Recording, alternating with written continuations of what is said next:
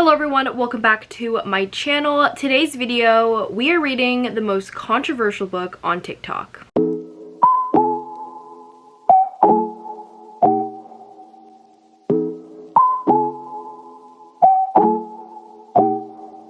So if you're new to my channel, hello, I am Alex, and today I'm filming a reading vlog. I did a lot of reading vlogs in 2021, and I really enjoyed filming them, but lately I just haven't had the time to film like week-long videos or multiple day-long videos. So we're getting back to that because in 2023, I really want to do and film more reading vlogs because I think it's just a fun way to document your process of reading, and it really is informative for other people to kind of see your reading process.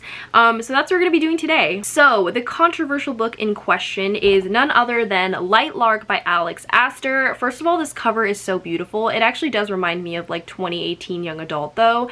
Definitely screams fantasy, and I am just a personal fan of the cover. So why is this book controversial, you might ask? I'm not going to go too much in the nitty-gritty because this is not a drama channel. If you want to see the tea, I'll leave some links in the description to some media outlets that covered the controversy and some like TikTok videos, and obviously the author's TikTok video, the original one that like went viral, and I'll leave some YouTube videos if I can find them, so I'll leave all links in the description that might be helpful. So just a brief, thing in general that I want to mention is this book is infamous on TikTok. Like, I think if you mention it to people on TikTok, like, it's super big, it was super controversial, and that's where like the controversy started.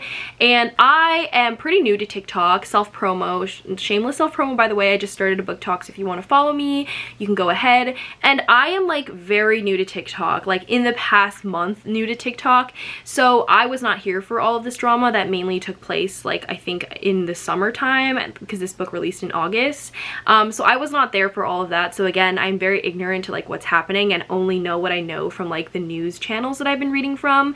But I want to say that this caused enough controversy to make its way into mainstream media, into some news outlets and BuzzFeed News that covered it, and a lot of people have been talking about it. Like it transformed onto other media platforms such as Instagram, like Bookstagram and BookTube. All I know is that there was a ton of hype for this book when the author initially posted like her TikToks, and then as soon as a lot of early reviewers received advanced reader copies or ARCs, a lot of people were pointing out the flaws in the marketing and a lot of the things that were missing from what the author was saying, including, yes, a lot of the romance, and one big thing too is the lack of diversity and representation, which the author was touting was a huge part of this book. This is going to be a very transparent review of the book itself. All I know is that I'm down for a very high fantasy YA book, and honestly, reading the premise, I'm like, damn, this book sounds really good.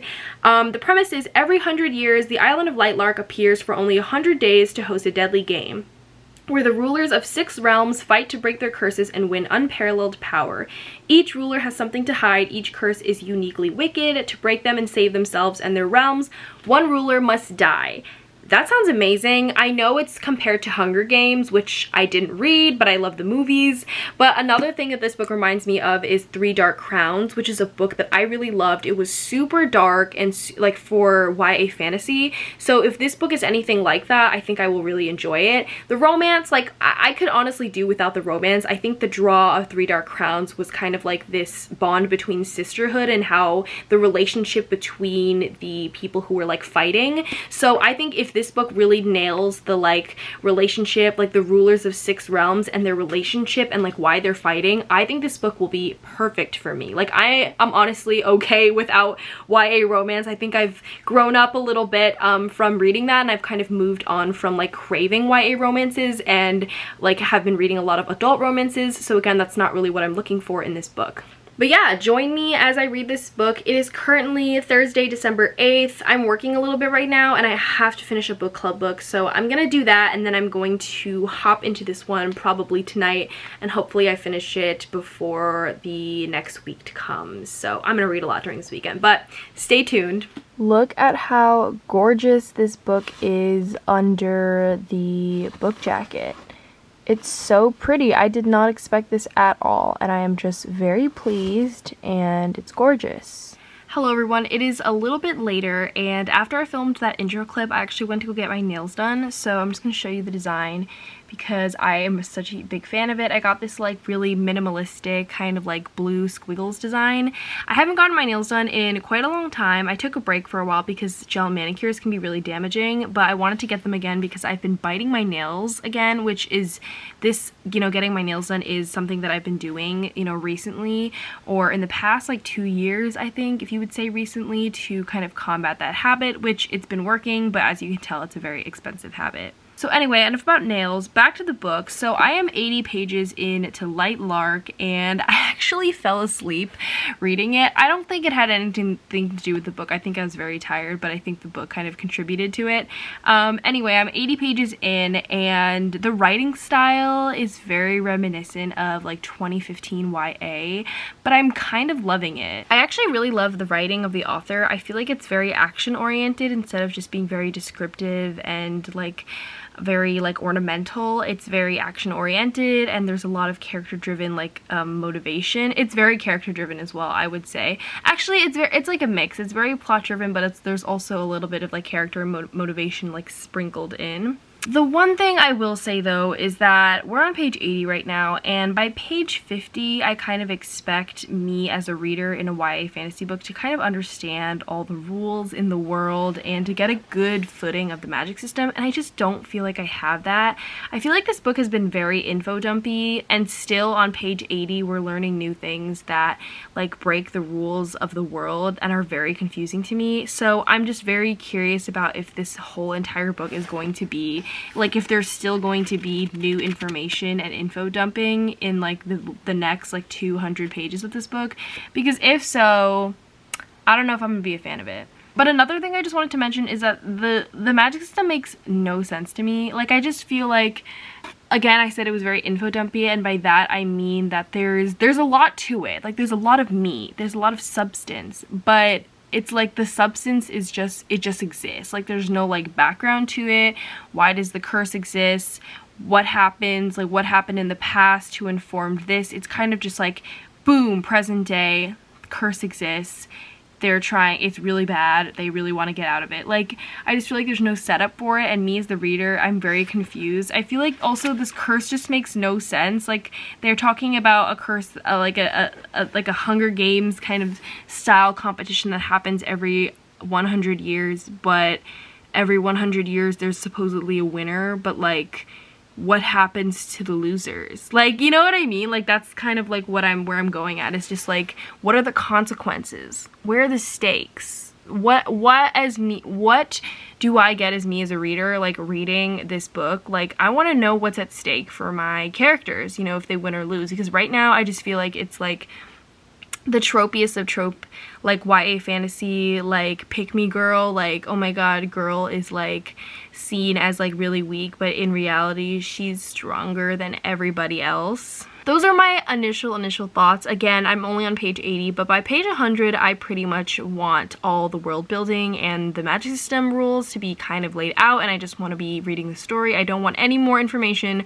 Please do not throw any more surprises my way, because I just feel like I'm like learning new stuff about the world. Like, I feel like the author is like putting stuff in this world to like justify like the actions of the characters, if that makes sense. So like, there are rules that are set in place in the beginning, but then the author figured out, like, the author wants a character to do something, so in order to do that, she will add in another rule that didn't exist in the beginning to allow the character to do that. Again, very convoluted, but these are my midnight thoughts that I am thinking as I kind of finish this first part. So I will read a little bit more, do more investigating for you tomorrow. Good morning, everyone. I have my iced coffee and I'm ready to do some work today. So this morning I woke up and I thought, in light of this video, why not film a TikTok? So I filmed a TikTok. You can check it out on my booktok account. I'll leave the link in the description box. Another shameless plug. And honestly, I've just been really happy with what I've been creating, like on all my social platforms, but especially TikTok, because I have never been a person for short form video, and I actually really hated short form video. I thought it was very like high effort for low results and low outcome, but recently I've been getting a lot into it, mostly because I think I've just had a big inspiration of like short form content. That doesn't mean that I'm not posting long form content. I mean, these YouTube videos are long form, but I've been doing that a lot lately, so I'm really proud of what I've been posting on TikTok, so definitely check it out. But for the rest of the day, I am just working on my computer. I don't know why I had to do that. Why did I do that? But I'm just working because I actually took Tuesday and Wednesday off. So I'm going to be working for the rest of the day and I'm pretty busy. But that's fine because my Friday plans include me, my book, and a nice cup of tea sitting in that bed and reading all night if I have to. And I've definitely planned on sleeping a little bit early. I know it's a Friday night, but I have an early morning appointment tomorrow. And I think I've been too extroverted this past week. My friend came in from town, from Minnesota, and I took 2 days off of work to hang out with her and show her around the city and being a tour guide. So I'm tired and I think I deserve a night in, if anything. So yeah, that's the plan today. I'm going to do a little bit of work, and in between here and there, I'm going to be reading on my breaks and on my lunch break, and then I'll probably do an update later today on how it's going and hopefully finish the book before the weekend is out because I have a lot of books to get to before the end of the year. But I'll catch you on my next update. So I can see why a lot of people would really love this book because it is very reminiscent and nostalgic of Hunger Games. I think it was written at a time too where I think Hunger Games is a huge part of like the original like YA, like when YA was in its like peak years. So I think that this book is very timely in terms of like people want to read it for nostalgia and people just really like enjoy this kind of like writing style, if that makes any sense, or this premise. So yeah, I'm about 250 pages in. I read quite a lot. This book is really fast paced once you just like start reading it and get like 50 pages in. Like I was honestly just sitting there for like an hour and I read like 100 pages. So I'm definitely on track to finish it this weekend, which makes me so happy because I've been in quite a reading slump. But yeah, so far I'm enjoying it. I think like to a certain extent where like I was very pessimistic coming into this video because I was like, YA fantasy is currently one of my least favorite genres. I just think so much of YA fantasy now that is currently being published is a lot cheesier than I like to read because I read a lot of adult fantasy and adult like literary fiction and stuff. So it's a little bit cheesy for me. I would say I'm not a huge fan of the romance of this book. I really gotta say that was a huge draw for me, especially with all the like hype around it. It was supposed to be kind of like there was like a very steamy romance. I'm not a big fan of it. I think a lot of it is very cheesy. A lot of like the one-liners is just like gives me the ick, but yeah, I'm enjoying it so far. I really think that the writing is something that I really love. I think the writing is really great. I am pretty confused still on some certain things of the magic system, but I can kind of let that slide because when I'm reading YA fantasy, it's not like there's any like depth to it anyway in the first place, like for me, in terms of like am I investing myself in this like that much? Not really. So the stakes really aren't there for me. And again, I think that's one thing that I want to talk about, the stakes. I think that this book or the author does not really do a good job of like kind of explaining the stakes of this whole competition. Like, can you imagine the entirety of this book is talking about this one like prophecy that needs to be like fulfilled, the curse that needs to be broken, but like what are the stakes? Like it just doesn't seem enough for me. The tension is not enough. Like why should I care about these people? Why should I care about this competition? Like, I think the Hunger Games is, you know, a huge thing. There were so many stakes. I mean, I'm comparing the both of them, obviously, because they're being compared against, but the Hunger Games has so much stakes, so much, like, connections and potential between relationships that really just, like, makes your heart clench. But this book does not have that. Like, I'm like, what am I really rooting for? Why do I even care? That's the real question. I am enjoying it though. I think there's a lot of twists and turns that are keeping me on my feet, and it's just an enjoyable story because of the premise itself. Like, how is it not going to be enjoyable? But at the same time, I'm just like, what am I doing here? What is holding me on by this thread? Another thing that I really enjoy, I know this is such a small thing, but okay, so this book has chapter titles and I'm going to show you one of them.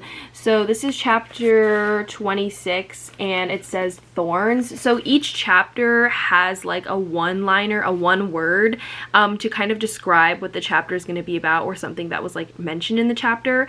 And can I just say that I like really love that?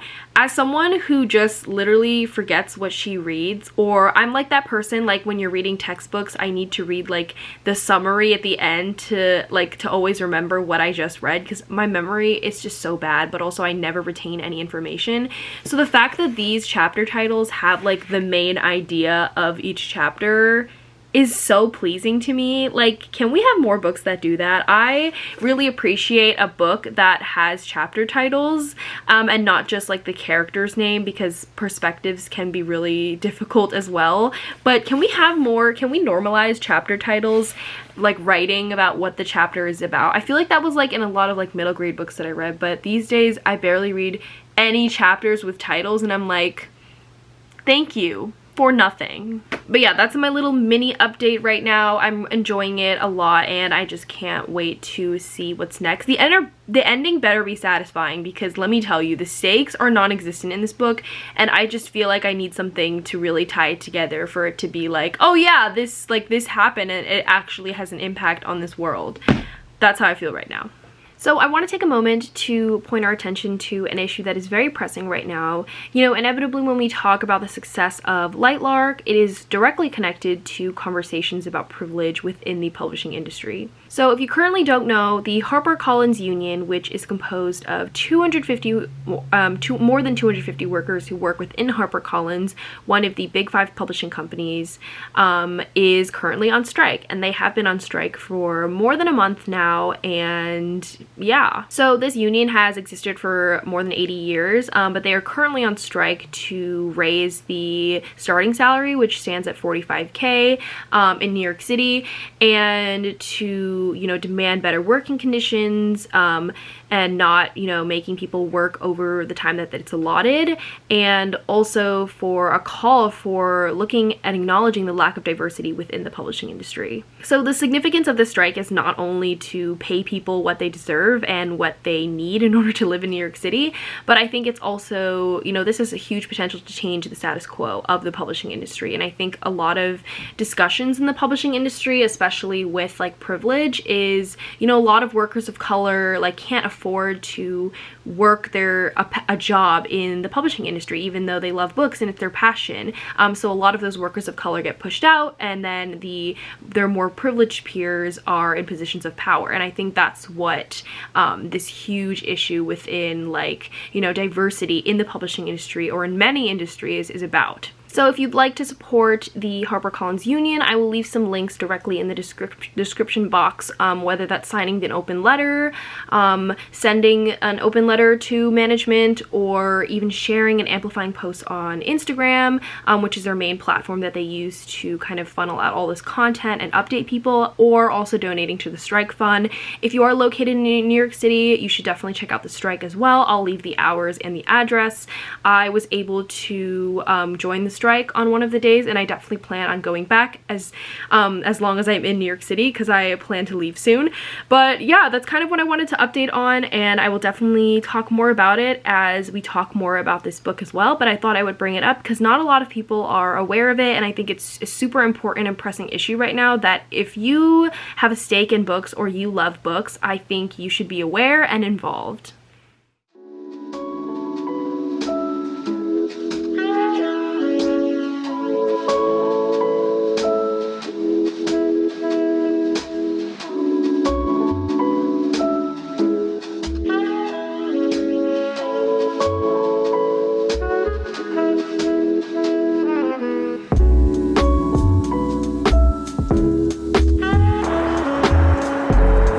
So nice. Oh shit, it's very clear. Yeah, it's very clear, right? Look at it. Right? Look at that.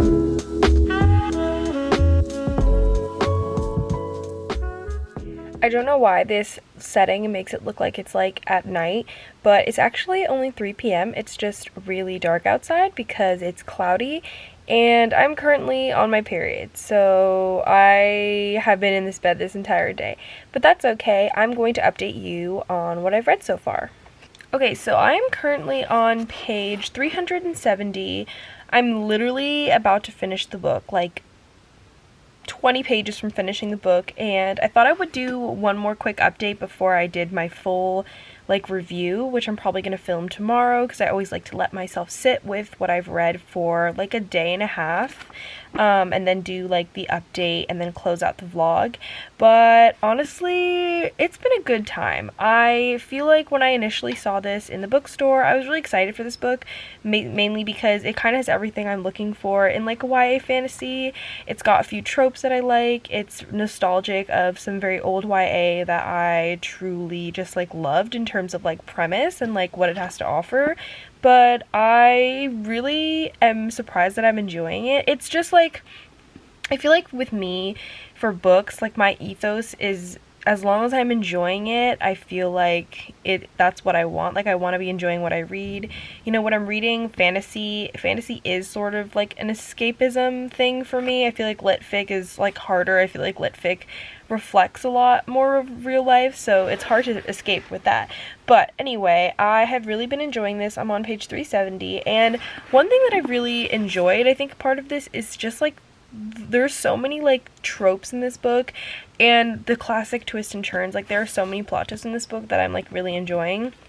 We also got to the romance part of the book, which I don't know why. I think I was expecting, because a lot of people had been talking about the misleading romance. And again, I'm not going to talk about the controversy with like the misleading and the marketing of the romance, because I didn't see the original like TikToks or things that the author posted that didn't make it up in the final copy. But I did really like the romance. I thought it was going to go a very different way, but it actually surprised me. So yeah, I pretty much enjoyed it. It was pretty steamy. That one part that was in this book was pretty steamy for like a YA, so I was even like, whoa. You know, I think a lot of my reading into this book has been informed with a lot of the adult fantasy that I read. This book definitely feels very formulaic. I've been seeing that on a lot of reviews before I read this book and when I was doing my research. This book does really come off as formulaic, but I don't really think that's a problem for me necessarily as a reader.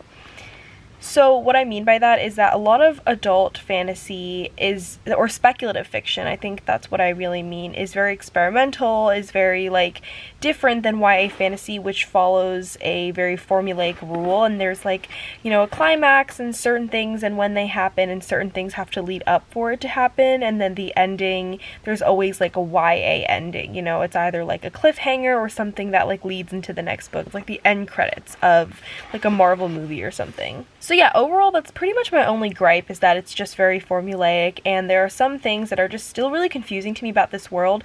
But again, it's not really bothering me, because I am not that type of reader to like look too much into things. I'm kind of like reading and take it as it is. So if you're that type of reader, I feel like you'll really enjoy this book.